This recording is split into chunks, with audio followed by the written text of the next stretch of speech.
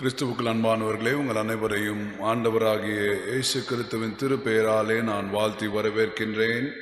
நாம் சற்று நேரம் அமைதியாக இருந்து நம்மை நாமே இந்த வழிபாட்டுக்கென ஆயத்தம் செய்து கொள்வோம்.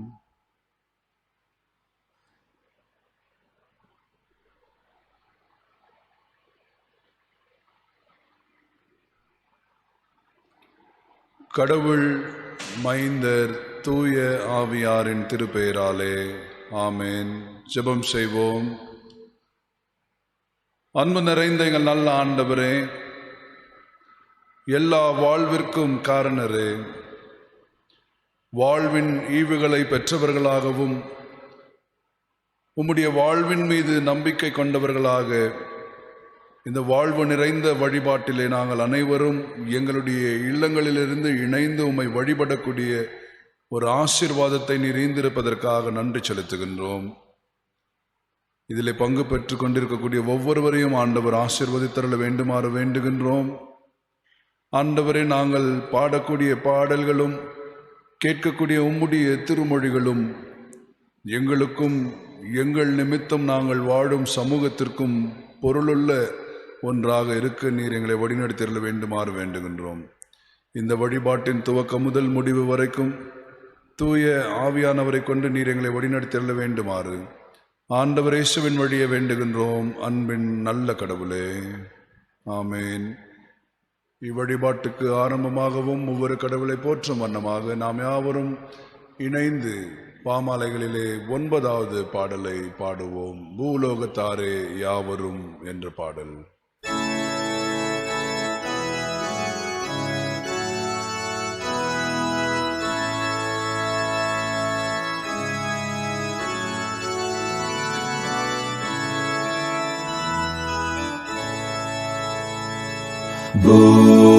பூலோகத்தாரே யாவரும் கர்த்தாவில் களி கூருங்கள், ஆனந்தத்தோடே ஸ்தோத்திரம் செலுத்தி பாடவாருங்கள்.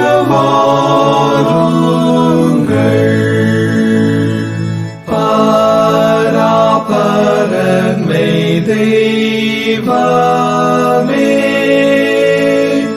நாமல்ல அவர் சிருஷ்டித்தார், நாம் ஜனம் அவர் ராஜனே, நாம் மந்தையவர் மேய்ப்பனார், விரித்தவர் வாசலை கடந்து உள்ளே செல்லுங்கள், சீரந்த அவர் நாமத்தை கொண்டாடி துதி செய்யுங்கள்.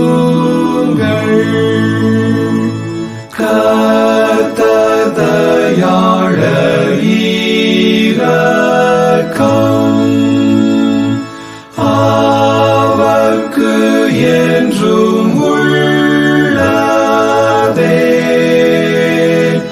அவர் அநாதி சத்தியம், மாறாமல் என்றும் நிற்குமே.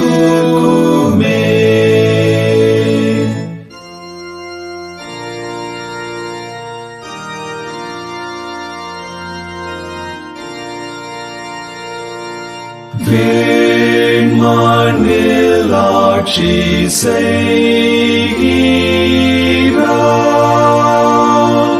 திரியேக தெய்வமாகிய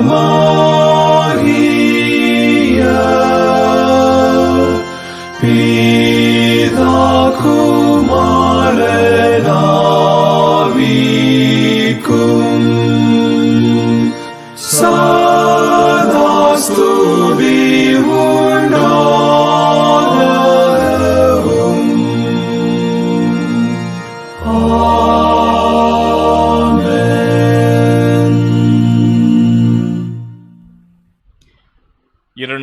வழிபாட்டு முறையை பின்பற்றுவோம். நாம் கடவுளை தொழுவோம். கடவுள் ஆவியாயிருக்கிறார். அவரை தொழுது கொள்பவர்கள் ஆவியோடும் உண்மையோடும் அவரை தொழுது கொள்ள வேண்டும். நம்முடைய பெற்றோராகிய கடவுளினாலும் ஆண்டவராகிய இயேசு கிறிஸ்துவினாலும் உங்களுக்கு கிருபையும் சமாதானம் உண்டாவதாக. இது ஆண்டவர் உண்டாக்கின நாள், இதிலே களி கொழுந்து மகிழ கடுவோம். ஆண்டவரே, எங்கள் உதடுகளை திறந்தருளும். அப்பொழுது எங்கள் வாய் உம்முடைய புகழை அறிவிக்கும். கடவுளுக்கும் மைந்தனுக்கும் தூய ஆவியாருக்கும் மகிமை உண்டாவதாக. ஆதிலும் இப்பொழுதும் எப்பொழுதுமான சதா காலம் மகிமை உண்டாவதாக. ஆமேன். மூவொரு கடவுளை போற்றுவோம். சேனைகளின் கடவுளாகிய கர்த்தரே, நீர் பரிசுத்தர், பரிசுத்தர், பரிசுத்தர். வானமும் பூமியும் உமது மகிமையால் நிறைந்திருக்கின்றன. உன்னதத்திலே ஓசன்னா. கர்த்தரின் நாமத்தினாலே வந்தவரும் வருகிறமானவர் உன்னதத்திலே ஓசன்னா. கடவுளே, நீர் பரிசுத்தர். கடவுளே, நீர் பரிசுத்தர். சர்வ வல்லவரே, நீர் பரிசுத்தர். சர்வ வல்லவரே, நீர் பரிசுத்தர். சாவாமை உடையவரே, நீர் பரிசுத்தர். சாவாமை உடையவரே, நீர் பரிசுத்தர். ஆண்டவரே, எங்களுக்காக சிலுவையில் அறையுண்ட எங்கள் மீட்பரே, எங்கள் மேல் கிருபையாயிரும். ஆண்டவரே, சிலுவையில் அறையுண்ட எங்கள் மீட்பரே, எங்கள் மேல் கிருபையாயிரும். பரிசுத்த ஆவியாகிய ஆண்டவரே, எங்கள் மேல் கிருபையாயிரும். பரிசுத்த ஆவியாகிய ஆண்டவரே, எங்கள் மேல் கிருபையாயிரும். ஆண்டவரே, எங்கள் ஜெபங்களையும் ஆராதனையும் ஏற்றுக்கொண்டு எங்கள் மேல் கிருபையாயிரும். ஆண்டவரே, எங்கள் மேல் மனதுருகி எங்கள் மேல் கிருபையாயிரும். நமக்கு பாவம் இல்லை என்போமானால் நம்மை நாமே வஞ்சிக்கலாவோம். நமக்குள் உண்மை இல்லை. நமது பாவங்களை அறிக்கையிட்டால் பாவங்களை நமக்கு மன்னித்து எவ்வித அனிதம் நீங்க நம்மை சுத்திகரிப்பதற்கு அவர் நம்பத்தக்கும் நீதியுள்ளவர். நான் எழுந்து என் தகப்படத்துக்கு போய், தகப்பனே, பருவத்துவிரதமாகவும் உம்முடைய பார்வையில் நான் பாவம் செய்தேன். இனி உம்முடைய மகன் என்று சொல்லப்படுவதற்கு நான் பாத்திரம் அல்லன். உம்முடைய கூலிக்காரன் ஒருவனாக என்னை வைத்துக் கொள்ளும் என்பேன். கடவுள் அரசு சமீபமாக இருக்கின்றது. மனம் திரும்பி நற்செய்தியில் நம்பிக்கை வையுங்கள். நமது பலவீனக்காக பரிதவிக்க முடியாத பிரதான ஆசாரியர் நமக்கு இராமல் எல்லா விதத்திலும் நம்மை போல சோதிக்கப்பட்டு பாவமில்லாத பிரதான ஆசாரியரே நமக்கு இருக்கிறார். நாம் இருந்தவாறே மௌனமாக நம்மை நாமே சோதனை செய்வோம்.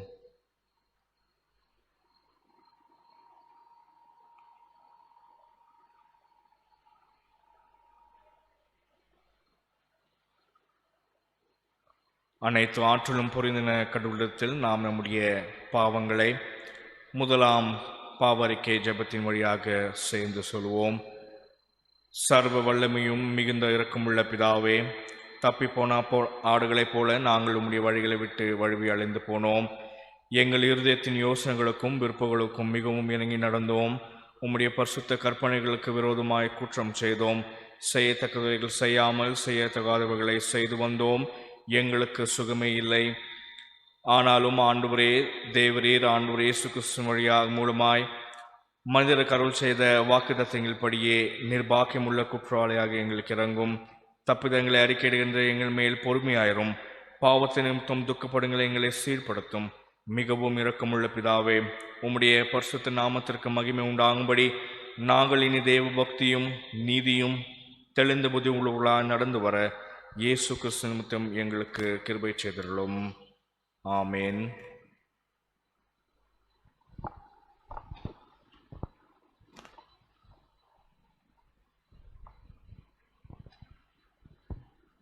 நாம் உண்மையாக நம்முடைய பாவங்களை உணர்ந்து அவைகளை மன்னிக்கின்ற ஆண்டவரிடம் அறிக்கை செய்து இருப்பதினாலே சர்வ வல்லமையும் மிகுந்த இரக்கமுள்ள ஆண்டவர் மன்னிப்பையும் பாவ நிவர்த்தியையும் நமக்கு கட்டளையிட்டருளி நம்முடைய வாழ்வினை சரி செய்து கொள்வதற்கான காலத்தையும் தமது பரிசுத்த ஆவின் கிருபையையும் தேற்றுதலையும் நம் அனைவருக்கும் தந்தருள்வாராக. ஆமேன். ஆண்டவரை துதியுங்கள். ஜெபம் செய்வோம். அன்பு நிறைந்த எங்கள் நல்ல ஆண்டவரே, வாழ்வுக்குரிய திருப்பணிகளை நீர் எங்களுக்கு ஆசீர்வாதமாக இந்தமைக்காக நன்றி செலுத்துகின்றோம். வாழும் சூழல்களிலே திருப்பணிகளை செய்யக்கூடிய ஆற்றலை கொடுத்திருப்பதற்காகவும் நாங்கள் நன்றி படைக்கின்றோம். அத்திருப்பணியாளர்களுக்காக நன்றி செலுத்தி திருப்பணி தலங்களிலே ஆண்டவரே உம்முடைய அருளை வெளிப்படுத்தக்கூடியவர்களாக நாங்கள் வாழ நீர் உம்முடைய கிருபை எங்களுக்கு ஈந்தருள வேண்டுமாறு ஆண்டவர் இயேசுவின் வழியை வேண்டுகின்றோம் அன்பின் நல்ல கடவுளே. ஆமென். இன்றைய நாளுக்குரிய நற்செய்தி பாடம் படிக்க கேட்போம்.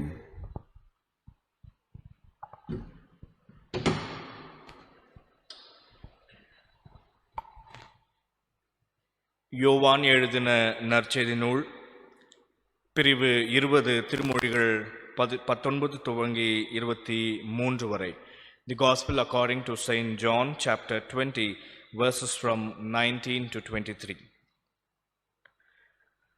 வாரத்தின் முதல் நாளாகிய அன்றைய தினம் சாயங்கால வேளையிலே சீஷர்கள் கூடியிருந்த இடத்தில் யூதர்களுக்கு பயந்திருந்ததினால் கதவுகள் பூட்டியிருக்கையில் இயேசு வந்து நடுவே நின்று, உங்களுக்கு சமாதானம் என்றார். அவர் இப்படி சொல்லி தம்முடைய கைகளையும் விலாவையும் அவர்களுக்கு காண்பித்தார். சீஷர்கள் கர்த்தரை கண்டு சந்தோஷப்பட்டார்கள். இயேசு மறுபடியும் அவர்களை நோக்கி, உங்களுக்கு சமாதானம் உண்டாவதாக. பிதா என்னை அனுப்பினது போலவே நானும் உங்களை அனுப்புகின்றேன் என்று சொல்லி அவர்கள் மேல் ஊதி, பரிசுத்த ஆவியை பெற்றுக்கொள்ளுங்கள். எவர்களுடைய பாவங்களை மன்னிப்பீர்களோ அவைகள் அவர்களுக்கு மன்னிக்கப்படும். எவர்களுடைய பாவங்களை மன்னியாதிருப்பீர்களோ அவைகள் அவர்களுக்கு மன்னிக்கப்படாதிருக்கும் என்றார் என்பவர்களே. படிக்க தெரிவு செய்யப்பட்ட நற்செய்தி பாடம் படித்தாயிற்று. கிறிஸ்துவே உமக்கே மாட்சி உரித்தாகுக. அருளருக்கு ஆயத்தமாகவும் இறைப்பெயர் போற்றுவதற்காகவும் அனைவரும் இணைந்து கீர்த்தனையின் 329 பாடலை பாடவும். கீர்த்தனை 329, ஆண்டவா உந்தன் சேவை அடியேன் அர்ப்பணம் செய்து என்கின்ற பாடல்.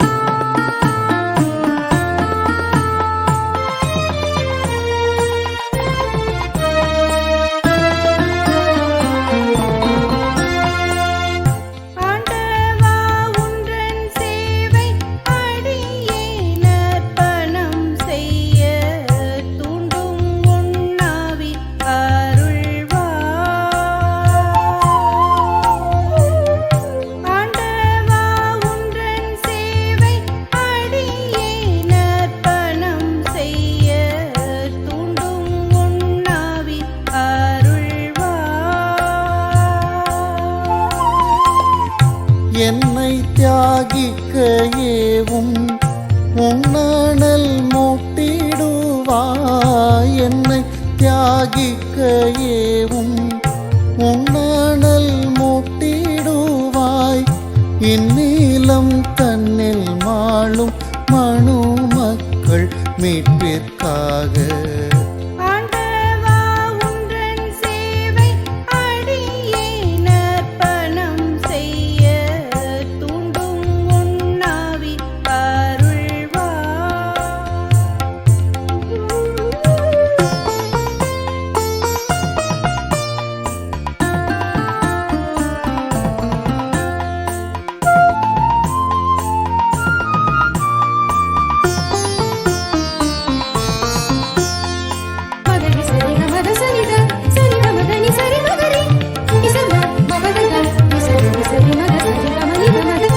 வறுமை வன்கடன் வியாதி குருட்டாட்டம் கட்சி கடும் அறிவீனம் அந்தகாரம். வறுமை வன்கடன் வியாதி குருட்டாட்டம் கட்சி கடும் அறிவீனம் அந்தகாரம். மறுமூடி மக்கள் வாடும் தருணம் இக்காலமதார். மறுமூடி மக்கள் வாடும் தருணம் இக்காலமதால். குருநாதா உனதன்பை அருள்வாய் அடியேனுக்கே.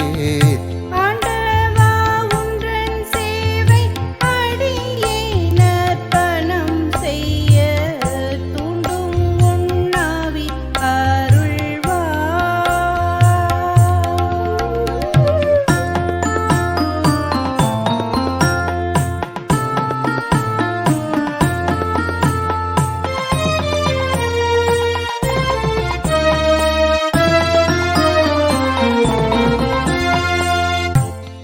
அருமை இரட்சகா உன்றன் அரும்பாடு கண்ணீர் தியாகம் பேரன்பு பாரச்சேலுவை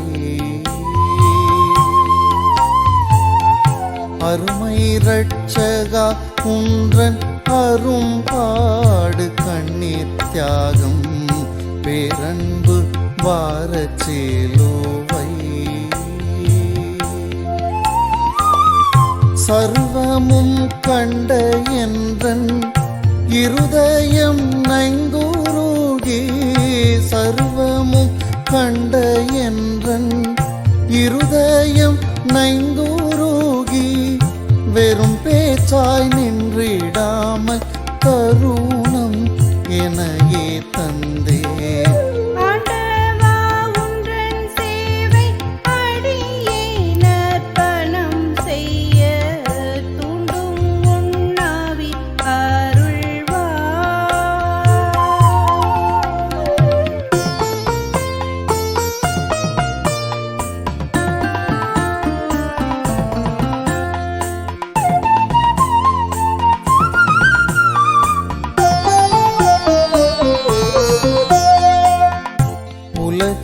உனதாயினும் தலை சாய்க்கத்தாவில்லாமல் நலமே பூரிந்து தேறிந்தாய் உலகே உனதாயினும் தலை சாய்க்கத்தாவில்லாமல் நலமே பூரிந்து தேறிந்தாய்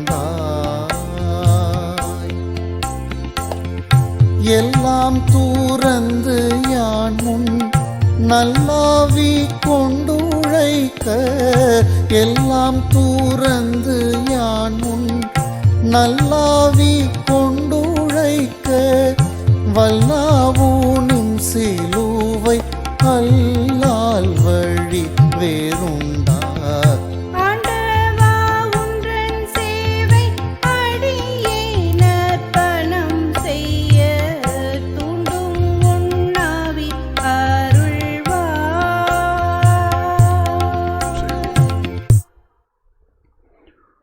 அன்பு நிறைந்த எங்கள் நல்ல ஆண்டவரே, இவ்வேளையிலும் நாங்கள் உம்முடைய வார்த்தைகளை தியானிக்கும்படியாக இணைந்து வந்திருக்கின்றோம். அவ்வார்த்தைகளிலே வாழ்வு உண்டு என்பதை நாங்கள் விசுவாசிக்கின்றோம். அந்த வாழ்வுக்குரிய வார்த்தைகளை புரிந்து கொள்ளக்கூடிய வாழ்வின் ஈவினையும் ஞானத்தையும் நீர் எங்களுக்கு தந்து வழிநடத்திரள வேண்டுமாறு ஆண்டவர் இயேசுவின் வழியை வேண்டுகின்றோம். அன்பின் நல்ல கடவுளே, ஆமென். அன்பானவர்களே, உங்கள் அனைவரையும் ஆண்டவராகிய இயேசு கிறிஸ்துவின் திருப்பெயராலே நான் வாழ்த்துகின்றேன். நாம் தொடர்ந்து ஆண்டவரின் அருட்செயலை குறித்து சிந்தித்து வருகின்றோம். குறிப்பாக நம்முடைய வாழும் சூழல்கள் பல்வேறு கேள்விகளை எழுப்பக்கூடிய சூழல்களாக இருக்கிறது. துன்பத்திலும் துயரத்திலும் மூழ்கி இருக்கக்கூடிய மக்களின் கேள்விகள் கடவுள் இருக்கிறாரா என்கின்றதையும் வலியுறுத்தக்கூடிய ஒரு சூழலாக இருக்கிறது. அப்போ அந்த கடவுளின் பிரசன்னம் எப்படி இந்த உலகில் இருக்கிறது என்பதை ஒவ்வொருவரும் புரிந்து கொள்வதற்காக துடித்து கொண்டிருக்கிறார்கள் என்பதையும் நாம் அறிந்து கொள்ள வேண்டும். குறிப்பாக இந்த வாரம் நாம் சிந்திக்கும்படியாக நமக்கு கொடுக்கப்பட்டிருக்கக்கூடிய தலைப்பு அருட்பணியை மையப்படுத்தக்கூடியதாக இருக்கிறது. உயிர்த்தெழுந்த ஆண்டவரை அருட்பணியின் ஊடாக நாம் எப்படி வெளிப்படுத்துகின்றோம் என்பதை மையப்படுத்தக்கூடியதாக இருக்கிறது. How do we express the risen Lord in our mission? How do we express the risen Lord in our mission is what we are called to deliberate upon. அப்போ திருப்பணி என்பதை மையமாக கொண்டு நாம் சிந்திக்க இருக்கின்றோம். திருப்பணி என்று நாம் பேசும் பொழுது திருப்பணி என்பது கடவுளுடையது என்பதை வலியுறுத்தக்கூடிய ஒன்றாக இருக்கிறது. Mission is nothing but it is missio day.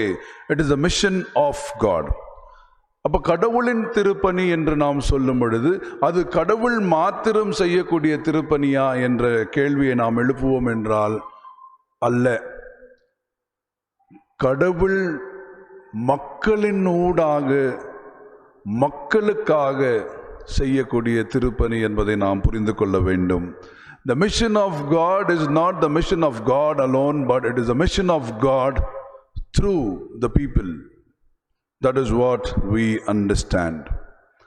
So mission is by the people, for the people and of the people.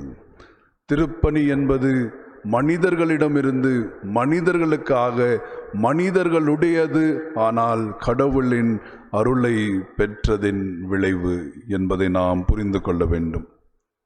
அப்போ இந்த திருப்பணியை குறித்து நாம் சற்று யோசிக்கும் பொழுது இந்த திருப்பணிக்கான அழைப்பை நாம் சற்று சிந்திக்க வேண்டும். திருமறையிலே திருப்பணிக்கான அழைப்பு வரக்கூடிய சூழல்களை நாம் பார்ப்போம் என்றால் அது சிக்கல் நிறைந்த சூழலாக இருக்கிறது. Call biblically is in a context of crisis. அப்போ ஆபிரகாமை அழைப்பது என்பது சிதறுண்டு கிடந்த இஸ்ரேல் மக்களை ஒன்றிணைத்து பயணிக்க வேண்டும் என்கின்ற அழைப்பாக இருக்கிறது. In the context of scattered community comes the call of Abraham. அவ்வண்ணமே மோசேயின் அழைப்பை நாம் சிந்தித்து பார்க்கும் பொழுது எகிப்திலே மக்கள் அடிமைத்தனத்திலே மூழ்கிருந்த ஒரு சூழலிலே கடவுள் மோசேயை அழைத்து திருப்பணி செய்யும்படியாக அழைக்கின்றார். தொடர்ந்து நாம் பார்க்கும் பொழுது நியாயாதிபதிகளிலிருந்து இறைவாக்கினர்கள் இவர்கள் எல்லாம் சமுதாயத்திலே இருக்கக்கூடிய சிக்கல்களிலிருந்து மக்களை மீட்டெடுக்க முயற்சிப்பதே திருப்பணியாக கருதப்படுகிறது. அப்போ திருப்பணி என்பது சூழல் சார்ந்தது மாத்திரமல்ல, சிக்கல் நிறைந்த சூழல் சார்ந்தது. So mission is not only contextual, but mission is in a context of crisis. அப்போ திருப்பணி, கடவுளின் திருப்பணி என்பது சிக்கல் நிறைந்த சூழல்களிலே இருக்கிறது என்பதை நாம் புரிந்து கொள்ள வேண்டும். அங்கேதான் அது தோன்றுகின்றது என்பதையும் நாம் புரிந்து கொள்ள வேண்டும். It is in the context of crisis emerges the mission of God, and it is in that context God invites us to express what God's mission is all about. அடுத்தது, ஏன் கடவுள் இந்த திருப்பணியிலே ஈடுபட வேண்டும்? ஏன் கடவுள் சிக்கல் நிறைந்த சூழல்களிலே தன்னை வெளிப்படுத்த வேண்டும் என்கின்ற கேள்வியை நாம் எழுப்பி பார்க்கும் பொழுது, கடவுள் நம்மோடு செய்து கொண்டிருக்கக்கூடிய உடன்படிக்கையே அதன் அடையாளமாகவும் அதனுடைய அடித்தளமாகவும் இருக்கிறது. If at all we raise, why should this God disclose the God's self in the mission and ministry of the people? The foundation is nothing but the covenant that God has made between us and the God's self. அப்போ உடன்படிக்கை தான் கடவுள் நமக்கு கொடுத்திருக்கக்கூடிய மிகப்பெரிய ஒரு ஆற்றலாக இருக்கிறது. Covenant as a source of power for all of us. அப்ப அந்த உடன்படிக்கை எதை வலியுறுத்துகிறது என்றால், கடவுள் நம்மோடு இருக்கின்றார். நம்முடைய வாழ்வின் பயணத்திலே பகலிலே மேகஸ்தம்பமாகவும் இருளிலே அக்கினி ஸ்தம்பமாகவும் அவர் தொடர்ந்து பயணித்துக் கொண்டிருக்கின்றார் என்பதை வலியுறுத்துகிறது. The covenant establishes that God is with us, and this God is walking with us as a pillar of cloud in the day and as a pillar of fire in the night. அப்போ கடவுள் அந்த உடன்படிக்கையை செய்து கொண்டிருப்பதினாலே நம்முடைய வாழும் சூழலிலே இறங்கி நம்முடைய வாழ்வினை அனுபவித்து அந்த வாழ்வின் ஊடாக நமக்கு கடவுள் விடுதலையை கொடுத்து வருகிறார் என்பதுதான் உண்மை. அப்போ இன்றைக்கு திருப்பணி என்பதை நாம் சற்று சிந்தித்து பார்க்கும் பொழுது, அதுவும் சிக்கல் நிறைந்த சூழல், ஆங்காங்கே வாழ்வின் இழப்புகள் நடைபெற்று கொண்டிருக்கக்கூடிய சூழல்.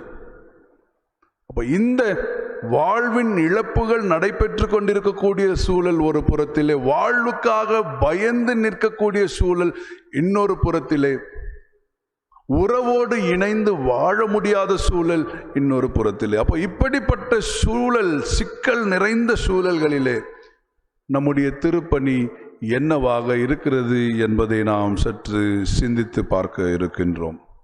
Amidst crisis-filled context, how do we understand the covenant of the Lord and the mission of the Lord? முதலாவது, இந்த கடவுளின் உடன்படிக்கை என்பது நம்மை ஆற்றல் படுத்தக்கூடிய உடன்படிக்கையாக இருக்கிறது. The covenant of God encourages us or empowers us. எப்படிப்பட்ட ஆற்றலினை இந்த உடன்படிக்கை நமக்கு கொண்டு வருகிறது என்று நாம் சிந்தித்து பார்க்கும் பொழுது, குறிப்பாக நாம் நற்செய்தி பாடம் படிக்க கேட்டோம். ஆனால் பழைய ஏற்பாட்டிலே எசேக்கியேல் 34ஆம் அதிகாரம் வசனங்கள் 25 துவங்கி 31 முடிய நீங்கள் படித்து கொள்ளுங்கள். அவனமே நிருப பகுதியிலே 1 பேதுரு 2ஆம் அதிகாரம் வசனங்கள் 1 துவங்கி 10 முடிய நீங்கள் படித்து கொள்ளுங்கள். அப்போ இந்த 3 திருமறை பகுதிகளில் இருந்தும் நாம் எப்படி கடவுள் நம்மை ஆற்றல் படுத்துகிறார் என்பதை சற்று புரிந்து கொள்ள முயல்வோம். நாம் படிக்க கேட்ட நற்செய்தி பகுதியிலே வசனம் தெளிவாக போடப்பட்டிருக்கிறது. இயேசுவின் சீடர்கள் யூதர்களுக்கு பயந்து அந்த அறைக்குள்ளாக அமர்ந்திருந்தார்கள் என்று. அப்போ யூதர்களுக்கு பயந்து அறைகளுக்குள்ளாக அமர்ந்திருக்கக்கூடியவரை ஆற்றல் படுத்தக்கூடிய ஒரு திருப்பணியாக இருக்கிறது. அவ்வண்ணமே பழைய ஏற்பாட்டு திருமறை பகுதியிலே சிறையிருப்பிலிருந்து வெளியேறக்கூடிய மக்களுக்கு சிறையிருப்பிலிருந்து வெளியேறும் பொழுது புதிய ஒரு வாழ்வை நீங்கள் அனுபவிப்பீர்கள் என்கின்ற ஆற்றலை கொடுக்கக்கூடிய திருமறை பகுதியாக இருக்கிறது. நிருப பகுதியிலே நீங்கள் ஒதுக்கப்பட்டீர்கள், நீங்கள் மக்கள் இல்லை என்று கருதப்பட்டீர்கள், இரக்கம் பெறாதவர்களாக இருந்தீர்கள். ஆனால் இப்பொழுது கடவுளின் மக்கள் என்றும் இரக்கம் பெற்றவர்கள் என்றும் நீங்கள் அழைக்கப்படுகிறீர்கள் என்பதை வலியுறுத்துகிறது. அப்போ 3 திருமறை பகுதியும் ஆற்றல் படுத்தக்கூடிய திருமறை பகுதிகளாக இருக்கிறது. So all the 3 texts discloses the mission of God as a mission of empowerment. அங்கே மக்களை ஆற்றல் படுத்தக்கூடியதாக இருக்கிறது. திருமறை முழுவதும் நாம் திருப்பணியை எடுத்து பார்க்கும் பொழுது அது ஆற்றல் படுத்தக்கூடிய ஒன்றை வெளிப்படுத்தக்கூடியதாக இருக்கிறது. எகிப்திலே அடிமைத்தனத்திலே இருந்த மக்களுக்கு ஆற்றல் கொடுக்கக்கூடிய ஒன்றாக இருக்கிறது. அந்த ஆற்றல் ஒரு புறத்திலே ஏரோதை பாரோவை எதிர்க்கக்கூடிய ஆற்றலாகவும், மறுபுறத்திலே வாழ்வின் நம்பிக்கையை இழந்திருந்த மக்களை ஊக்குவிக்கக்கூடிய ஆற்றலாக இருக்கிறது. The empowerment of God is always twofold. On one hand, it counters Pharaoh.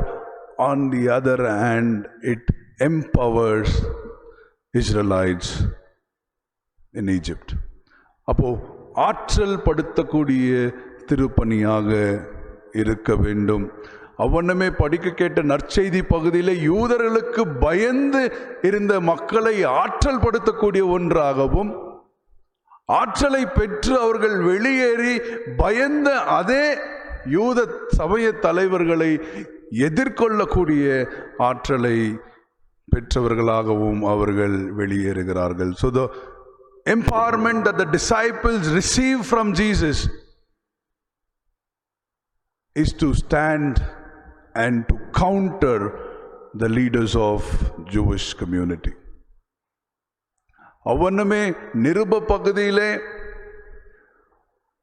ஒதுக்கப்பட்ட கல்லே மூளை கல்லாக மாறியது. The rejected stone transformed into a cornerstone. அப்போ அப்படிப்பட்ட ஒரு ஆற்றலை கடவுள் அங்கே கொண்டு வருகின்றார். அப்போ இன்றைக்கு நாம் வாழும் சூழல் ஆற்றல் தரக்கூடிய திருப்பணியை செய்ய அழைக்கப்படுகிறது. The present context is calling us to do the ministry of empowerment. இன்றைக்கு மக்கள் பயந்து இருக்கக்கூடிய சூழல், மக்கள் துன்பம் துயரத்திலே இருக்கக்கூடிய சூழல். அப்போ அந்த சூழலிலே கடவுள் நம்மை ஆற்றல் படுத்தக்கூடியவர்களாக நீங்கள் செயல்படுங்கள். Work as a community of empowerment. Empower people in this situation. இந்த சூழலை எதிர்கொள்ளக்கூடிய ஆற்றலை மக்களிடத்திலே நீங்கள் கொண்டு செல்லுங்கள். அப்போ எகிப்திலே மக்கள் அடிமைத்தனத்திலே வாழ்வு இழந்து கொண்டிருந்த சூழல், ஒவ்வொரு நாளும் ஏராளமானோர் வாழ்வு இழந்து கொண்டிருந்த சூழல். அந்த சூழலிலே கடவுள் மோசேயை அனுப்பி அவர்களை ஆற்றல் படுத்துகின்றார். அந்த சூழலை தொடர்ந்து மேற்கொள்ளுங்கள், இது தொடர்ந்து இருக்காது, இதை நாம் மேற்கொள்ளுவோம் என்பதை கடவுள் அங்கே வலியுறுத்துகின்றார். Face the situation so that you will overcome the situation. The situation will not persist forever. அச்சூழலை நீங்கள் சகித்து அந்த சூழலை மேற்கொள்வீர்கள் என்கின்ற ஆற்றலை நாம் இன்றைக்கு சமுதாயத்திலே கொடுக்கக்கூடியவர்களாக இருக்கின்றோம். அப்போ முதலாவது, இந்த சூழலிலே திருமறை நமக்கு கற்றுக் கொடுக்கக்கூடியது என்னவென்றால், ஆற்றல் படுத்தக்கூடிய திருப்பணி எங்கேயும் நடைபெற வேண்டியதாக இருக்கிறது. அப்போ ஆற்றலை தரக்கூடியவர்களாக நாம் கடவுளின் வார்த்தையை பயன்படுத்த வேண்டும். ஆனால் இந்த சூழலிலே கடவுளின் வார்த்தையை ஆற்றல் தரக்கூடியதாக பயன்படுத்துவதை காட்டிலும் அவரவர்களின் தவறுகளை சுட்டி காட்டக்கூடிய சூழல்களாக பயன்படுத்தி கொண்டிருக்கக்கூடிய ஒரு விளைவு. கடவுள் தண்டிக்க ஆரம்பித்து விட்டார், கடவுளின் நாட்கள் நெருங்கிவிட்டது, ஆகையால் தான் எல்லோரும் மரித்து கொண்டிருக்கிறார்கள் என்று கடவுளையே நாம் முன்னிட்டு மக்களை இன்னும் பயத்திற்குள்ளாக தள்ளி கொண்டிருக்கக்கூடிய சூழலாக மாறிவிட்டிருக்கிறது. It is not that we have to impose fear in the name of the Lord to the people, because God always calls us to not to fear. கடவுள் பயப்படாதீர்கள் என்பதை தான் நமக்கு அதிகமாக கற்றுக் கொடுத்திருக்கின்றார். அப்போ இந்த சூழலிலே பயத்தை மேற்கொள்ளக்கூடிய ஆற்று திருப்பணிகளை நாம் செய்ய வேண்டும், ஆற்றல் படுத்த வேண்டும். So the first and foremost mission that the entire world is looking for is a mission of empowerment. இந்த சூழலிலிருந்து நாம் விடுதலை பெறுவோம், மீண்டும் வாழ்வும் உறவும் நிறைந்த உலகத்தை நாம் காண்போம் என்கின்ற திருப்பணியை நாம் மையப்படுத்த வேண்டும். அடுத்தபடியாக கடவுளின் உடன்படிக்கை நமக்கு கற்றுக் கொடுக்கக்கூடிய திருப்பணி என்னவென்றால், சமாதானத்தை அறிவிக்கக்கூடியவர்களாக நாம் செயல்பட வேண்டும். The covenant is calling us to proclaim the peace of the Lord. அப்போ சமாதானத்தை அறிவித்தல் என்பதும் ஒரு மிகப்பெரிய திருப்பணியாக இருக்கிறது. அறிவிப்பு தான் மிக முக்கியமான ஒரு திருப்பணி. Proclamation is the greatest gospel.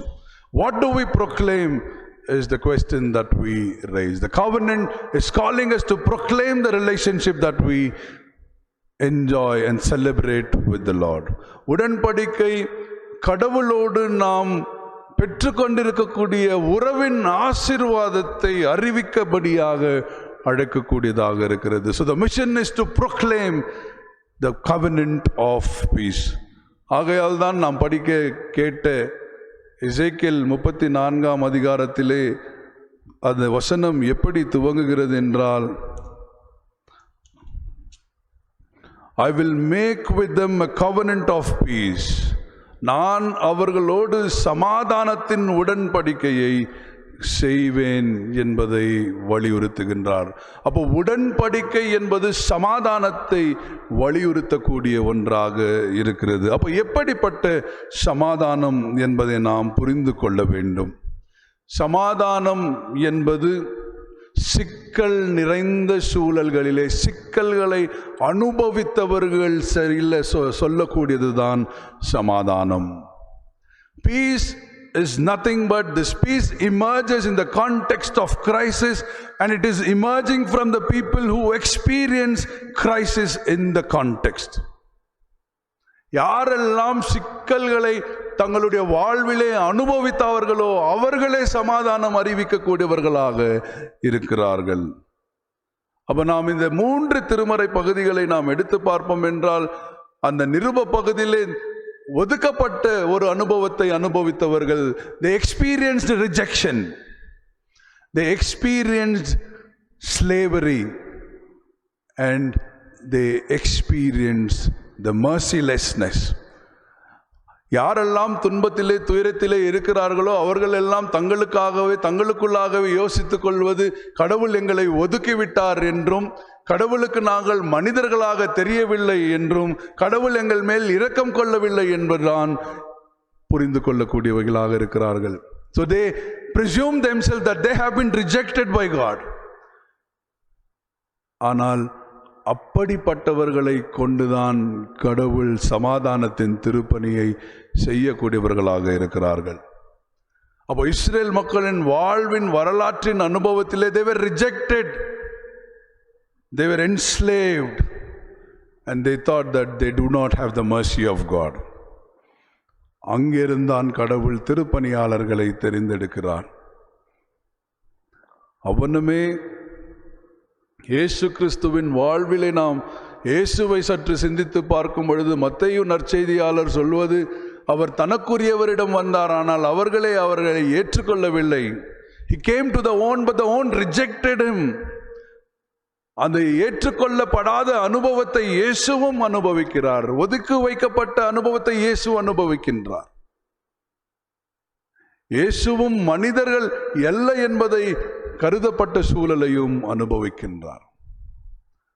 அப்போ இந்த துன்பங்கள், துயரங்கள், இரக்கமற்ற அனுபவங்களை அனுபவிக்கக்கூடியவர்கள்தான் சமாதானத்தை அறிவிக்க முடியும். It is the rejected who can become a message of peace for the rejected.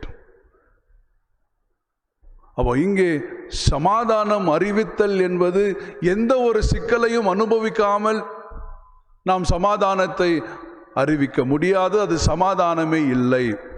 சிக்கல்களை அனுபவிக்காமல், பாடுகளை அனுபவிக்காமல், ஒதுக்கி வைத்தலை அனுபவிக்காமல் நாம் சமாதானத்தை குறித்து பேசவே முடியாது, சமாதானத்தை நாம் அறிவிக்க முடியாது. Without the experience of rejection, we cannot proclaim peace. அப்போ 3 திருமறை பகுதியும் நமக்கு ஆழமாக வலியுறுத்தக்கூடியது என்னவென்றால், சமாதானத்தின் உடன்படிக்கையை நாம் அறிவிக்க வேண்டும்.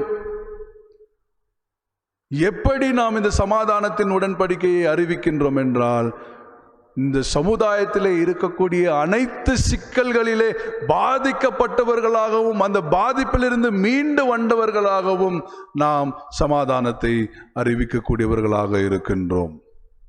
அப்போ சமாதானம் அறிவித்தல் என்பது வாழ்வின் இழப்பிற்கும் வழிவகுக்கும் என்பதை நாம் புரிந்து கொள்ள வேண்டும். Proclamation of peace is always at the cost of love. சமாதானத்தை கொண்டு வருவதற்காக நாம் உழைப்போம் என்றால் நம்முடைய வாழ்வினையும் நாம் இழந்து விடுவோம். அதுதான் சமாதானத்தின் உச்சக்கட்ட தேவை. That is the most required mission in proclaiming peace. அப்போ சமாதானத்தை அறிவிக்கக்கூடியவர்களாக, ஆகையால் தான் இயேசு கிறிஸ்து சீடர்களை அழைத்து அவர் மீது தன்னுடைய உயிர் மூச்சினை ஊதி, நீங்கள் சென்று மன்னிப்பை பறைசாற்றுங்கள் என்பதை வலியுறுத்துகின்றார். தோ பீஸ் த்ரூ ஃபர்கிவ்னஸ், உங்களை மன்னிக்கிறவர்களை மன்னியுங்கள், உங்களை ஏற்றுக்கொள்ளாதவர்களை ஏற்றுக்கொள்ளாதீர்கள். அப்போ மன்னிப்பு என்பது ஒரு மிகப்பெரிய சமாதானத்தின் கருவியாக இருக்கிறது. Forgiveness as an instrument of peace. அப்போ யாருக்கு மன்னிப்பு என்பதை நாம் சற்று யோசித்து பார்க்க வேண்டும். குறிப்பாக நம்முடைய சூழலை மையமாக கொண்டு நான் சிந்திக்கும் பொழுது, சிலர் எப்படி இருக்கிறீங்க அப்படின்னு கேட்கும்போது கடவுள் கிருபையில் நல்லா இருக்கிறோம் அப்படின்னு சொல்கிறாங்க. அப்போ நல்லா இல்லாதவர்கள் எல்லாம் கடவுள் கிருபை அற்றவர்களா என்கின்ற கேள்வி நமக்குள்ளாக எழும்புகின்றது. அப்போ கடவுளின் கிருபை நல்லா இருக்கின்றவங்களுக்கு தானா, சுகவீனமாக இருக்கின்றவர்கள், பலவீனமாக இருக்கக்கூடியவர்கள் கடவுளின் கிருபை பெற்றவர்கள் அல்லவா என்கின்ற கேள்வியை நாம் சற்று எழுப்பி பார்க்க வேண்டும். The moment when we ask someone, how are you? They say, by God's grace we are doing well. If at all we are doing well in the context where many are unwell, we should not proclaim it as God's grace. அனைவரும் பலவீனமாக சுகவீனமாக வாழ்வு இழந்து கொண்டிருக்கக்கூடிய சூழலிலே கடவுளின் கிருபையாலே நான் நன்றாக இருக்கின்றேன் என்று சொல்வது கடவுளின் கிருபை அல்ல. அவர்களின் பாடுகளை புரிந்து கொள்வதிலும் அவர்களுக்கு அந்த பாடுகளிலே உதவுவதும் தான் கடவுளின் கிருபை. You are well so that you should participate in making the unwell to experience the wellness. அப்போ கடவுளின் கிருபையில நான் நல்லா இருக்கிறேன் அப்படின்னு சொல்றதே கண்டிப்பாக கடவுளுக்கு நாம் செய்யக்கூடிய ஒரு மிகப்பெரிய துரோகம் என்பதை தான் நான் புரிந்து கொள்ளுகின்றேன். If at all I say I am well by God's grace, I am completely defaming the name of God. அப்போ God's grace, கடவுளின் கிருபை என்பது இன்றைக்கு உலகத்திலே மக்கள் துன்பப்பட்டு துயரப்பட்டு மரணத்தை அனுபவித்துக் கொண்டிருக்கக்கூடியவர்களுக்கு என்னால் ஏதாவது செய்ய முடியுமா என்பதை யோசித்து செய்வதுதான் கடவுளின் கிருபை. ஆகையால் நான் நன்றாக இருப்பதற்காக அல்ல, என்னை போலவே என்னுடைய அயலாரும் நன்றாக இருக்க வேண்டும் என்பதை வலியுறுத்த வேண்டியது. So the proclamation of peace is in proclaiming the true word of God. அப்போ சமாதானத்தை அறிவித்தல் என்பது ஆண்டவரின் அருளை உண்மையாக அறிவிக்கக்கூடிய ஒன்றாக இருக்கிறது. ஆகையால் தான் இயேசு கிறிஸ்து அங்கே சீடர்களை பார்த்து, நீங்கள் வெளியே சென்று மன்னிப்பின் அறிவிப்பை செய்யுங்கள். அப்ப யாரெல்லாம் இன்றைக்கு கடவுளின் கிருபையால நான் நல்லாகிறேன் என்று சொல்லிக் கொண்டிருக்கின்றோமோ நாம் எல்லாம் முதலாவது மன்னிப்பு கேட்க வேண்டும். என்னுடைய அயலார் துன்பத்திலே துயரத்திலே இருக்கும் பொழுது எப்படி நான் கடவுளின் கிருபையிலே நல்லா இருக்கிறேன் என்று சொல்ல முடியும் என்பதை யோசித்து நாம் கடவுளிடம் மன்னிப்பு கேட்க வேண்டும். We should reform, we should seek forgiveness, saying that when I see my neighbor struggling for life, how could I say that by God's grace I am doing well? அப்போ கடவுளின் கிருபை நாம் அவர்களின் துன்பத்திலே துயரத்திலே பங்கு பெற்று நாம் எப்படி நன்றாக இருக்கின்றோம் என்று சொல்லுகின்றோமோ அவர்களும் நாங்கள் நன்றாக இருக்கின்றோம் என்று சொல்வதற்காக உழைக்க வேண்டும். That is what proclamation of peace is. அப்போ அறிவிக்கக்கூடியவர்களாக, ஆற்றல் படுத்தக்கூடியவர்களாக மாத்திரமல்லாமல் நாம் அறிவிக்கக்கூடியவர்களாகவும் இருக்க வேண்டும். We are here to proclaim the covenant of peace. கடைசியாக திருப்பணி என்பது எதிர்க்கக்கூடியவர்களாகவும் நாம் செயல்படக்கூடிய ஆற்றலை பெற்றவர்கள். The mission is also to resist. It is not only to empower and to proclaim, but also to resist.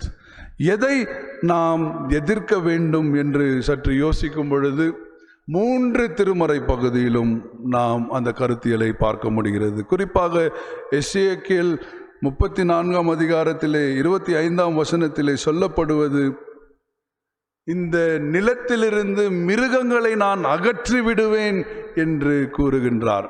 உங்களோடு சமாதானத்தின் உடன்படிக்கையை செய்வேன், மிருகங்களை நான் இங்கிருந்து அகற்றி விடுவேன். I will banish the wild animals. I will banish the wild animals on this land. அவனுமே அங்கே யூதர்கள் யார் சீடர்களை பயப்படுத்தினார்களோ அவர்களை எதிர்க்கக்கூடிய ஒன்று, ரெசிஸ்டிங். நிருப பகுதியிலே யாரெல்லாம் நீங்கள் வேண்டாம் என்று ஒதுக்கி வைத்தார்களோ ஒதுக்கி வைத்தவர்களை எதிர்க்கக்கூடிய ஒரு திருப்பணி. So the mission of God is resisting, to resist evil. அப்போ மிருகங்களை இல்லாமல் ஆக்கக்கூடிய உலகம். எந்த விலங்கும் அந்த மிருகம் என்று கருதப்படக்கூடாது. ஆனால் ஏன் அவைகளை மிருகங்கள் என்று நாம் கூறுகின்றோம்? Why do we call animals as wild animals? Animals are called wild because they live in killing the other. எந்த மிருகங்கள் எல்லாம் மற்ற மிருகங்களை கொன்று வாழ்கிறதோ அந்த மிருகங்களை தான் நாம் வைல்டு, கொடூரமான மிருகங்கள் என்று கூறுகின்றோம். அது இன்றைக்கு இருக்கக்கூடிய மனிதர்களிலே இருக்கக்கூடிய சுபாவம். பிறருடைய நலனை விரும்பாதவர்கள் மிருகங்கள் என்று கருதப்பட வேண்டும்.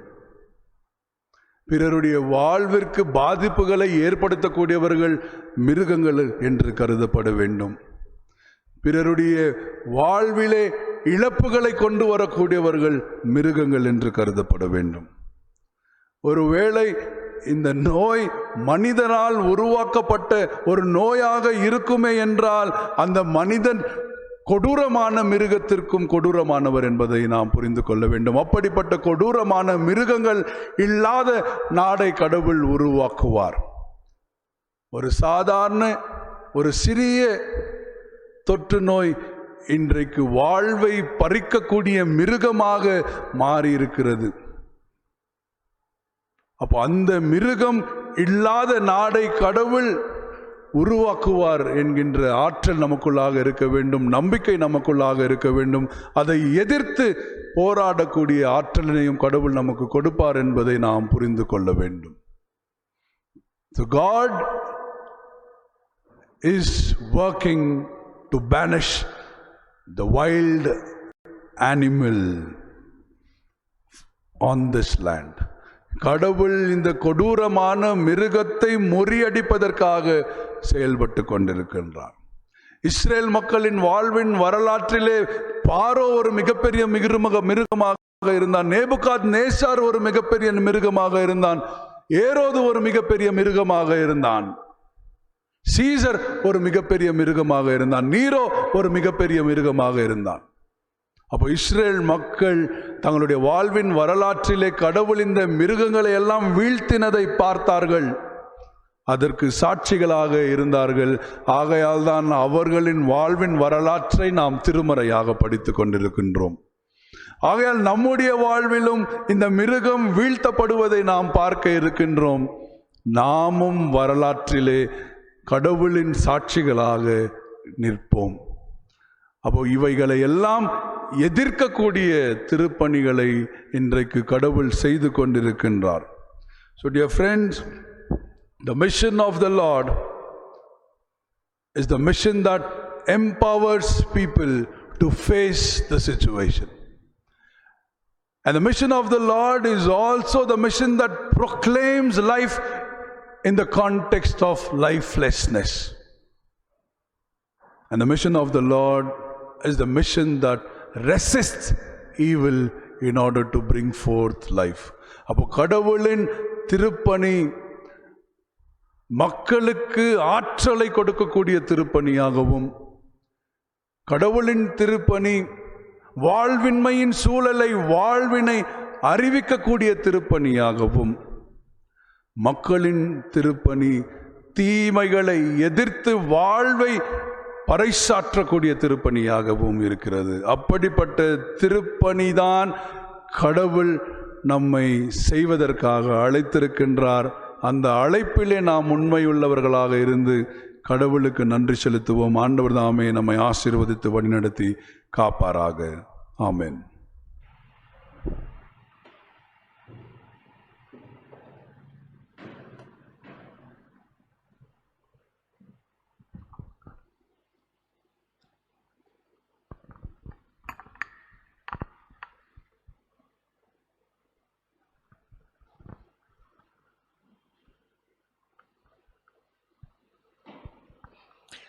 அருளுரை கேட்டு நாம் நம்முடைய பற்றுறுதியை அப்போஸ்தல பற்றுறுதி வழியாக அறிக்கையிடுவோம். வானத்தையும் பூமியும் படைத்த சர்வ வல்லமுள்ள பிதாவாகிய தேவனை விசுவாசிக்கின்றேன். அவருடைய ஒரே குமாரனாகிய நம்முடைய நாதர் இயேசு கிறிஸ்துவை விசுவாசிக்கின்றேன். அவர் பரிசுத்த ஆவினாலே கன்னிமரியாளிடத்தில் உற்பவித்து பிறந்தார். பொந்து பிலாத்துவின் காலத்தில் பாடுபட்டு சிலுவையில் அறையுண்டு மரித்து அடக்கம் பண்ணப்பட்டு பாதாளத்தில் இறங்கினார். 3ஆம் நாள் மரித்தோரிடத்திலிருந்து எழுந்தருளினார். பரமண்டலத்துக்கு ஏறி சர்வ வல்லமையுள்ள பிதாவாகிய தேவனுடைய வலது பாசத்தில் வீட்டிருக்கின்றார். அவரிடத்தின்று உயிருள்ளோரையும் மரித்தோரையும் நியாயம் தீர்க்க வருவார். பரிசுத்த ஆவியும் விசுவாசிக்கின்றேன். பொதுவாக இருக்கின்ற பரிசுத்த சபையும் பரிசுத்தவான்களின் ஐக்கியமும் பாவ மன்னிப்பும் சரீர உயிர்த்தெழுதும் நித்திய ஜீவன் உண்டு என்று விசுவாசிக்கின்றேன். ஆமேன்.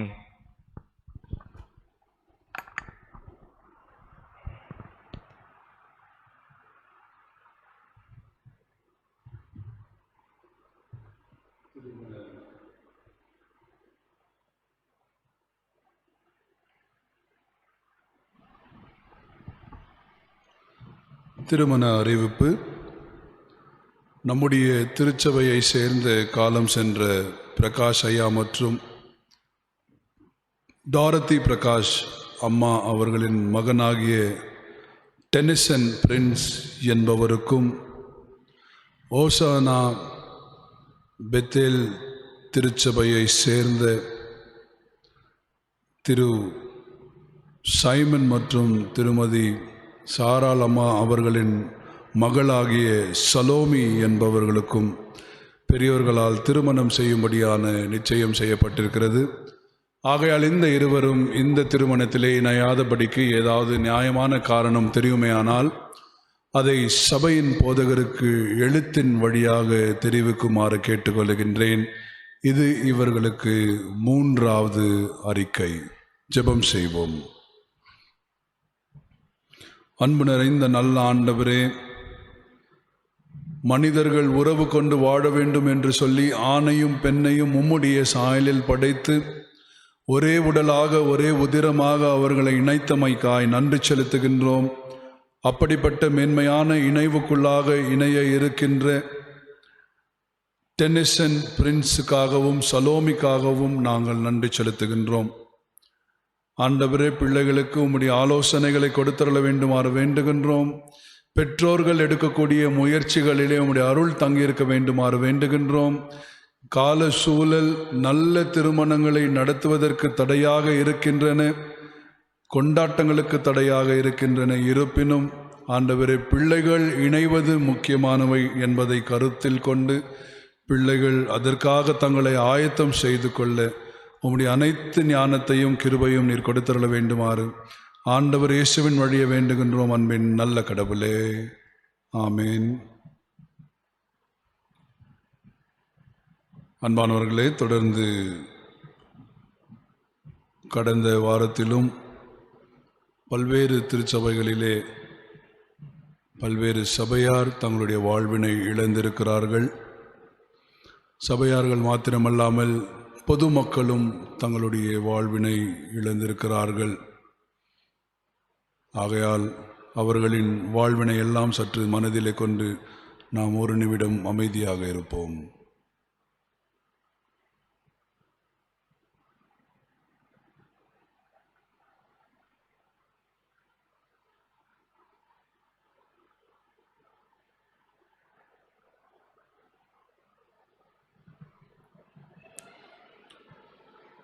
அன்பின் ஆண்டவரே, உயிர்த்தெழுதலுக்கும் நிறைவான வாழ்விற்கும் காரணரே, ஒவ்வொரு ஞாயிற்றுக்கிழமையும் நாங்கள் மரித்து போனவர்களை நினைத்து பார்க்கக்கூடிய தருணம் இவ்வுலகத்திலே உண்டாயிருக்கிறது. அதுவும் ஒருவர் இருவர் அல்ல ஆண்டவரே, நூற்றுக்கணக்கான மக்களை நாங்கள் நினைத்து பார்க்கக்கூடிய தருணம் இந்த உலகில் உருவாக்கி இருக்கிறதை எண்ணி நாங்கள் கதறுகின்றோம். ஏராளமான குடும்பத்தின் பிள்ளைகள் தங்களுடைய குடும்பத்திலே உறவுகளை இழந்து தவித்து துடித்து கொண்டிருப்பதை ஆண்டவர் அறிந்திருக்கின்றீர்.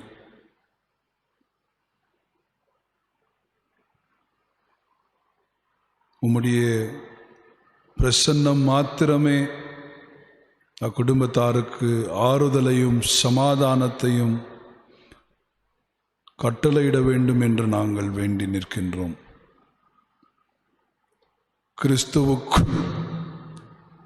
கிறிஸ்துவுக்குள் உயிர்த்தெழுதல் உண்டு என்பதை நாங்கள் விசுவாசிக்கின்றோம். அந்த உயிர்த்தெழுதலின் மீது நம்பிக்கை கொண்டவர்களாகவும் உறவுகளை இழந்தவர்களாக நாங்கள் உம்மை நோக்கி பார்க்கின்றோம்.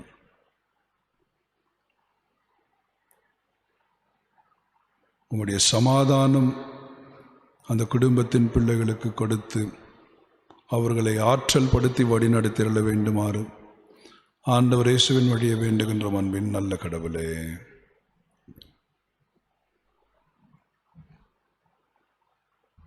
அன்பானவர்களே, தொடர்ந்து நம்முடைய சபைக்காக நாம் ஜெபிப்போம். நம்முடைய சபையார்கள் சிலர் இல்லங்களிலிருந்து மருத்துவம் பெற்றுக்கொண்டிருக்கிறார்கள், சிலர் மருத்துவமனையிலே அனுமதிக்கப்பட்டிருக்கிறார்கள். அனைவரும்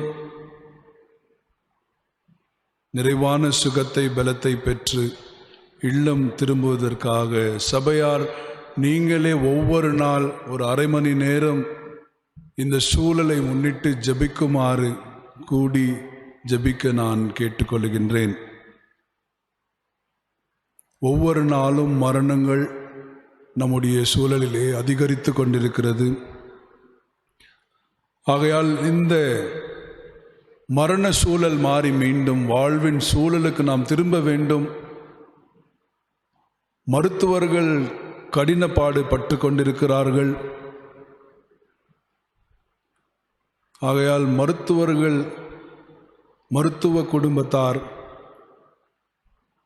நிறைவான சுகத்தோடும் பலத்தோடும் இந்த சூழலை மேற்கொள்ளக்கூடிய ஒரு ஆற்றலை பெறவும் ஞானத்தை பெறவும் உலகத்தை இச்சூழலிலிருந்து மீட்டெடுக்கவும் நாம் கடவுளிடம் ஜெபிக்க வேண்டும். இரண்டாவதாக, இந்த சூழலை முன்னிட்டு திருமண்டலத்திலே ஜூன் மாதத்திற்குள்ளாக பரிபாலன குழு தேர்தல் நடத்த வேண்டும் என்று சொன்ன முதல் கடிதத்திலிருந்து இப்பொழுது ஜூலை மாதம் வரைக்கும் அது ஒதுக்கி வைக்கப்பட்டிருக்கிறது. ஆகையால் சபையார் அதை கருத்தில் கொண்டு, குறிப்பாக பரிபாலன குழுவினர் அதை கருத்தில் கொண்டு அதற்கு ஏற்ற ஆயத்தங்களை செய்யுமாறு நான் கேட்டுக்கொள்கின்றேன். நேற்றைய தினத்திலே திருமண்டலத்திலிருந்து ஒரு கடிதம் வந்திருக்கிறது. அந்த கடிதத்திலே புதிதாக நியமிக்கப்பட்டிருக்கக்கூடிய ஆயர்கள் அடுத்த வாரத்திலிருந்து அந்தந்த திருச்சபையிலே பொறுப்பேற்க வேண்டும் என்கின்ற கருத்து தெரிவிக்கப்பட்டிருக்கிறது. ஆகையால் இந்த திருச்சபை மற்றும் 2 திருச்சபையின் ஆயராக நான் வழிபாடு நடத்துவது இதுதான் கடைசியான வழிபாடாக இருக்கும். ஆகையால் அனைவருக்கும் என்னுடைய சார்பிலும் என்னுடைய குடும்பத்தின் சார்பிலும் நான் நன்றிகளை தெரிவித்துக் கொள்கின்றேன்.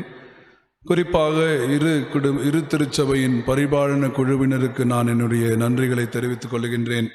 தொடர்ந்து அனைவரும் சூழலை புரிந்தவர்களாக, திருச்சபை மக்களுக்கு உதவக்கூடியவர்களாக உழைக்கவும், இந்த சூழல் மாற்றம் பெற வேண்டும்.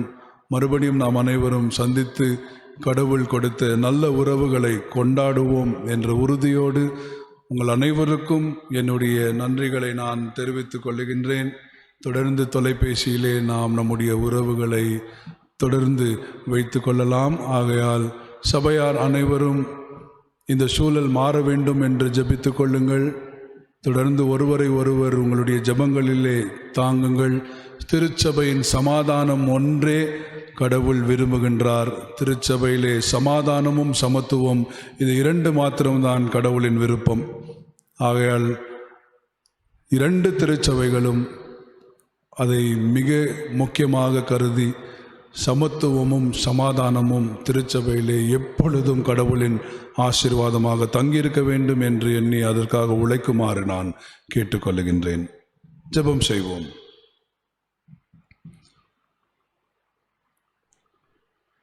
அன்பு நிறைந்த எங்கள் நல்ல ஆண்டவரே, எல்லா வாழ்விற்கும் காரணரே, மீண்டுமாக நாங்கள் உமக்கு நன்றிகளை ஏறெடுக்கின்றோம். ஆண்டவர் தாமே கொடுத்திருக்கின்ற உம்முடைய கிருபைகளுக்காக நாங்கள் நன்றி செலுத்துகின்றோம்.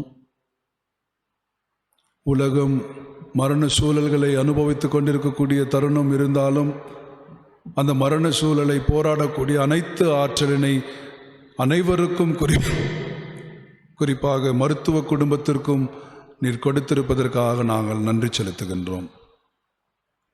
அன்பின் ஆண்டவர் தாமே மருத்துவமனைகளிலே ஆண்டவரே ICU, NICU, HICU போன்ற இடங்களில் இருக்கக்கூடியவருக்காக நாங்கள் ஜெபிக்கின்றோம். உம்முடைய மென்மையான கரம் அவர்களை தொடவும், வாழ்வு பெறவும், மறுவாழ்வின் சாட்சிகளாக உலகத்தில் திகழவும் நீர் கிருபை செய்தருள வேண்டுமாறு வேண்டுகின்றோம். ஆண்டவரே, அநேகர் மூச்சு திணறலினாலே துடித்து கொண்டிருக்கக்கூடிய சூழல் இந்த உலகத்திலே உருவாகி இருக்கிறது. உம்முடைய உயிர் மூச்சினை ஒவ்வொருவரின் நாசியிலும் நீர் ஊத வேண்டுமாறும், அவர்கள் உயிருள்ளவர்கள் ஆனார்கள் என்பதை நாங்கள் அறிக்கை செய்ய வேண்டுமாறு சூழல் இந்த உலகில் உருவாக வேண்டுமாறு நாங்கள் ஜெபிக்கின்றோம். எங்களுடைய திருச்சபையின் குடும்பங்களிலே பலவீனமாக மருத்துவமனைகளிலும் இல்லங்களிலும் இருந்து மருத்துவம் பெற்று வரக்கூடியவர்களுக்காக நாங்கள் வேண்டுகின்றோம். அனைத்தும் ஒவ்வொரு நாளும் அவர்களின் சிகிச்சை அவர்களுக்கு பலனை கொடுக்கக்கூடியதாக நாங்கள் வேண்டுதல் செய்கின்றோம். வெகு சீக்கிரத்திலே இல்லத்திலும் இருந்தும் சரி, மருத்துவமனையிலிருந்தும் சரி, அவர்கள் சுகம் பெற்று உமக்கு சாட்சிகளாக எழும்பி பிரகாசிக்க நீர் அருள் தந்தரல வேண்டுமாறு வேண்டுகின்றோம். கூக்குரல்களும் புலம்பல்களும் போதுமும், மரணங்கள் தொடரக்கூடாது என்று நாங்களும் மண்டை வேண்டி நிற்கின்றோம். மரணங்களுக்கு முற்றுப்புள்ளி வைத்து நீர் வாழ்வின் ஆண்டவர் என்பதை நீர் வெளிப்படுத்திட வேண்டுமாறு ஜெபிக்கின்றோம். நோயினாலே மாத்திரமல்ல ஆண்டவரே, பல்வேறு சமூக தீமைகள் இன்னும் உலகத்தை வாட்டிக் கொண்டிருக்கின்றன. அந்த சமூக தீமைகளும் உலகிலே மரணங்களை ஏற்படுத்தி கொண்டிருக்கிறது. அந்த சமூக தீமைகளை ஏற்படுத்தக்கூடியவர்கள் அதிலிருந்து மரணத்தை அடைந்து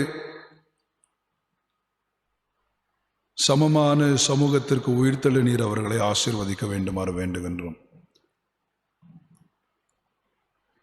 ஒவ்வொரு மருத்துவமனையிலும் ஆக்சிஜன் இல்லை, படுக்கை அறை இல்லை, ICU இல்லை, வென்டிலேட்டர் இல்லை என்று சொல்லக்கூடிய சூழல் வெகு சீக்கிரத்திலே நீர் மாற்றி போட வேண்டுமாறும், அதற்காக எடுக்கக்கூடிய எல்லா முயற்சிகளும் எந்த தடைகள் இல்லாமல் நிறைவேற வேண்டுமாறும் நாங்கள் வேண்டுதல் செய்கின்றோம். இந்த நோயை குணப்படுத்தக்கூடிய மருத்துவங்கள் நீர் கொடுத்திருக்கின்றீர். அதை சரியாக பயன்படுத்தக்கூடிய ஞானத்தை எங்களுக்கு கொடுத்தருள வேண்டுமாறு வேண்டுகின்றோம். அவனுமே அன்பின் ஆண்டவரே, எங்களுடைய திருச்சபையின் குடும்பங்களிலே பிறந்த நாளினையும் திருமண நாளினையும் கொண்டாடினோருக்காக நன்றி செலுத்தி, ஆண்டவர் கொடுத்திருக்கின்ற புதிய வாழ்வு பொறுப்புள்ள ஒரு வாழ்வாகவும் பொருளுள்ள ஒரு வாழ்வாகவும், ஆண்டவரை புதியதொரு விசுவாசத்தை வெளிப்படுத்தக்கூடிய வாழ்வாக ஆசீர்வதித்து இன்னும் ஏராளமான பிறந்த நாட்களினை, திருமண நாட்களினை கொண்டாடக்கூடிய அருளை தாரும். 2 திருச்சபைகளின் மூப்பர்களுக்காக ஜெபிக்கின்றோம். அவர்களுக்கு தேவையான சுகத்தை, பலத்தை கட்டளையிட்டருள வேண்டுமாறு வேண்டுகின்றோம். வாலிபர்களை பாதுகாத்து கொள்ள வேண்டுமாறு நாங்கள் வேண்டுகின்றோம். குழந்தைகளுக்கு நீரே அரணாய் இருக்க வேண்டுமாறு நாங்கள் ஜெபிக்கின்றோம். அன்பின் ஆண்டவர் தாமே சூழலை மாற்றி போடுவீர். நாங்கள் ஒருவரை ஒருவர் மீண்டும் முகமுகமாக சந்தித்து எங்களுடைய உறவுகளை புதுப்பித்து உமக்கு நன்றி செலுத்தக்கூடிய அந்த நாட்கள் நெருங்கின என்பதை நாங்கள் விசுவாசிக்கின்றோம். தொடர்ந்து இந்த தருணத்திலே வெளியே சென்று திருப்பணிகளை செய்யக்கூடியவர்களை பாதுகாத்து கொள்ளும். ஏராளமான திருப்பணியாளர்கள் பலவீனம் அடைந்திருக்கிறார்கள். அவர்களை திருப்பணியின் கருவிகளாக உருவாக்கினவர் நீர். அவர்களை திருப்பணியின் கருவிகளாக தொடர்ந்து பயன்படுத்தி அருள வேண்டுமாறு வேண்டுகின்றோம். உம்முடைய நிறைவான சந்தோஷமும் சமாதானமும் எங்களுடைய திருச்சபையின் குடும்பங்களிலே தங்கியிருக்க வேண்டுமாறு வேண்டுகின்றோம். கடந்த 5 ஆண்டுகள் 2 திருச்சபைகளிலும் உம்முடைய திருப்பணியை செய்யக்கூடிய ஆசீர்வாதத்தை நீர் கொடுத்தமைக்காக நன்றி செலுத்துகின்றோம். என்னோடு இணைந்து திருச்சபையின் வளர்ச்சிக்காக உழைத்த பரிபாலன குழுவினர்களுக்காகவும் ஆண்டவரே, திருச்சபையின் ஒவ்வொரு அங்கம், பெண்கள் ஐக்கிய சங்கம், வாலிபர்களின் சங்கம், ஞாயிறு பள்ளி, மூப்பர்களின் சங்கம், ஒவ்வொரு அங்கத்திற்காக நாங்கள் நன்றி செலுத்துகின்றோம். திருச்சபையின் ஒவ்வொரு குடும்பத்தாருக்காகவும் நாங்கள் நன்றி படைக்கின்றோம். தொடர்ந்து இந்த உறவிலே, இந்த விசுவாசத்திலே நாங்கள் நிலைத்து எங்களுடைய திருச்சபைகள் உலகிற்கு ஒப்பாகவும் ஒளியாகவும் திகழும் என்கின்ற நோக்கத்தோடு உழைக்கக்கூடிய எண்ணத்தை கொடுத்தள்ள வேண்டுமாறு வேண்டுகின்றோம். எல்லா துதி கன மகிமை உமக்கே செலுத்துகின்றோம். இறைமகன் இயேசுவின் வழியே வேண்டுகின்றோம். அன்பின் நல்ல கடவுளே, என் ஆத்துமாவே கர்த்தரை ஸ்தோத்திரே, என் முழு உள்ளமையுடைய பரிசுத்த நாமத்தை ஸ்தோத்திரே. என் ஆத்துமாவே கர்த்தரை ஸ்தோத்திரே, கர்த்தர் செய்த சகல நன்மைகளையும் மறவாதே. நமது ஆண்டவராகிய இயேசுவின் அருளும் தாயும் தந்தையும் ஆகிய கடவுளின் அன்பும் நம்முடன் வாழ்கின்றவராகிய தூய ஆவியாரின் கூட்டுறவும் நம் அனைவரோடும் நம் அனைவரின் குடும்பங்களோடும் நாம் வாழும் சமுதாயத்தோடும் இருந்து நம்மை ஆசீர்வதித்து வழிநடத்தி காப்பதாக. ஆமென்.